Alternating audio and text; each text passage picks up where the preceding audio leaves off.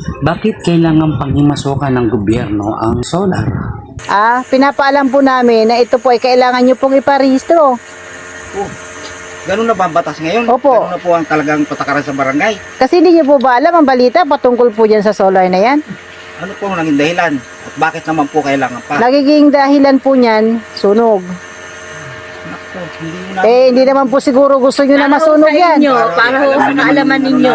Para sa inyo sunog, sa amin ho pagtitipid. Pagtitipid nga po, kung masunog naman po yung bahay nyo. Di ba at least nakarehistro? Namin yan, nasa amin na yun. Diskarte na lang at mag-iingat na lang. Nakarehistro po yung solar nyo na yan. Kung yan na may dahilan, di ba? So kailangan po natin iparehistro nyo May yung... pribilehiyo ba na kami? Halimbawa kami parehistro namin yan. At kung magkano? Oo nga po, kasi doon natin malalaman kung yan ang naging dahilan ng sunog, siyempre, nairehistro nyo yan.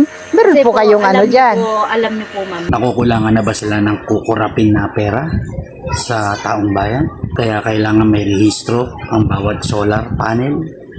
Po kami ng trabaho po, ma'am, kami ng trabaho. Tulad po, papasok ako sa trabaho ngayon. Sa laki ng binabayaran namin sa kuryente, kaya nga po kami nagkabit ng solar. Wala naman ho kaming alam na bawal ho pala at ipinagbabawal ng munisipyo ang solar. Opo. Akalain mo yun, may batas pala na ipinagbabawal magkaroon ng solar ang bawat tahanan sa Pilipinas?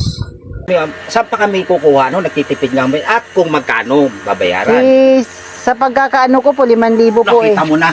5,000. Bigas nga po, nakikita nyo mga kubo-kubo. wala po tayong magagawa kasi yun po ang ano natin. Tama yan. Anak, 5,000, saan tayo kukuha niyan? Bigas nga tingnan nyo nakakahirap-hirap tayo. Grabe naman ito. Kaya kami nagpakabit ng solar para Gusto nga hindi namin kami makatipid bumayad. Nakakaal sa Wala busis namin kayo Hindi makatipid naman maganda yung style niyo. Ito nga, papasok ako sa trabaho, pero sa naririnig ko na sinasabi niyo sa tatay ko, parang hindi ako makapaniwala. Tingnan niyo kami na ganun kalaki. Yun po ang ano natin. Kailangan nyo po talagang tumunod. Permit solar. Sumunod po kayo sa ating patakaran. Tama yan.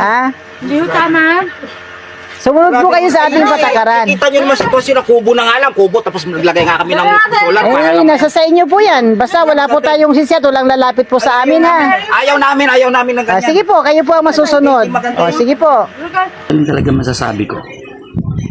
Mga putang